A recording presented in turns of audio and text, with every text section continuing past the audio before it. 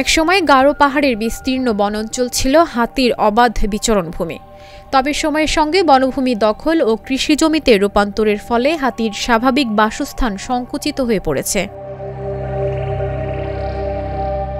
হাতিরা মূলত খাদ্যের সন্ধানে এক জায়গা থেকে অন্য জায়গায় বিচরণ করে, কিন্তু তাদের চলার পথ ও খাদ্যের উৎসগুলো মানুষের বসতি ও ফসলি জমিতে পরিণত হয়। হাতিরা খাদ্যের সন্ধানে লোকালয়ে ঢুকে পড়ছে। এর ফলে হাতিরা পাকা ধান বা অন্যান্য ফসল যেমন খেয়ে বা নষ্ট করে ফেলছে, তেমনি হাতির আক্রমণে মানুষের মৃত্যু বা ঘরবাড়ি ভাঙচুরের ঘটনাও ঘটছে। মনে করেন হাতি যে আমরা আবাদ করি, হাতি আবাদ ফসল নিবার পাই না, নিবার পাইলে তো শান্তি আলে করে ধরে খাবার পাই। হাতিয়া তো এই কয়েক বছর ধরে এই যে জ্বালানি শুরু করছে, খাইতে খাইতে খাইয়ে লাইছে। ওখান তো গরিব মানুষ, ওখান আয় তো ঘুমার পাই না। ইন্দা ঘর ভাঙে লাইতেছে, উইন্দা জমিন খেয়ে লাইতেছে, উইন্দা ওটা নষ্ট করতেছে। এগুলো থাকলে তারা আমরা পাইতাছি না। চলতি মৌসুমে শতাধিক বন্য হাতি একাধিক দলে বিভক্ত হয়ে গারো পাহাড়ের বিভিন্ন এলাকার ফসলি জমিতে হানা দিচ্ছে, পা দিয়ে মারিয়ে নষ্ট করছে কৃষকের ধান ক্ষেত ও সবজি বাগান। এতে আতঙ্কে রাত কাটাচ্ছেন সীমান্তবাসী। কৃষকরা হাতির ভয়ে কেটে ফেলছেন আধা পাকা ধান। রাত জেগে টং ঘরে জীবনের ঝুঁকি নিয়ে দিচ্ছেন ধান ক্ষেত পাহারা। হাতি যখনই লোকালয়ে নেমে আসছে, তখনই মানুষ তাদেরকে তাড়াতে ব্যস্ত হয়ে পড়ছেন। এতে হাতিও ক্ষিপ্ত হচ্ছে। অনেক সময় হাতির পাল্টা আক্রমণে মারা যাচ্ছে মানুষও। হাতি মানুষের এই লড়াইয়ের নিরসন চায় সীমান্তবাসী।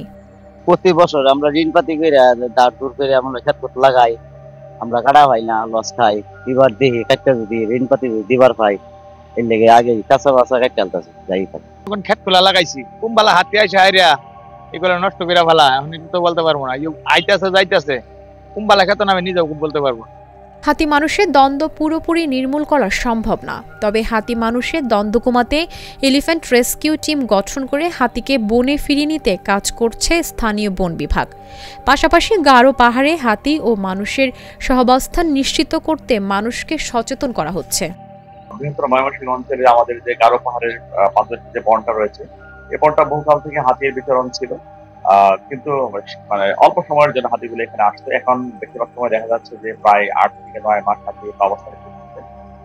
আর হাতিটা মাঝে মাঝে তার খাবারের সন্ধান বিকালে আসে, তখন সাধারণত ফসলি জমিতে যখন হাতিগুলো নামে বা বাড়ি ঘুরে যায় খাবার সন্ধানে, তখন মানুষের দ্বন্দ্বের সূত্রপাত হয়। হাতি মানুষের দ্বন্দ্বটা পুরোপুরি নির্মূল করা একেবারে সম্ভব না। আমরা চেষ্টা করতেছি এটা যতটুকু কমিয়ে আনা যায়। বন বিভাগের পক্ষ থেকে সাধারণ মানুষের প্রতি আমাদের অনুরোধ থাকবে যে কারো ফসলের জমিতে যদি হাতি নেমে আসে, আপনার জীবনের ঝুঁকি নিয়ে হাতিকে তাড়াতে যাবেন না। কারণ আপনার ফসলের ক্ষতি হলে সরকার অবশ্যই ক্ষতিপূরণ দেবে। আপনার যে বাড়ি ঘরের কোনো ক্ষতি হয়, আপনি চেষ্টা করবেন যে নিরাপদ দূরত্ব নিজের জানমালের ঝুঁকি না নিয়ে যতটুকু করা যায়। বিশেষজ্ঞদের মতে হাতির অস্বাভাবিক অভিবাসনের পেছনে অন্যতম কারণ হল বন উজাড় ও পাহাড়ি এলাকায় বসতির সংখ্যা বৃদ্ধি। শেরপুরের সীমান্তবর্তী নালিতাবাড়ি, ঝিনাইগাতি ও শ্রীবর্দী উপজেলায় গারো, কোচ, ডালু, বানাই ও হদি আদিবাসী সম্প্রদায়ের লোকজন দীর্ঘদিন ধরে বসবাস করছেন।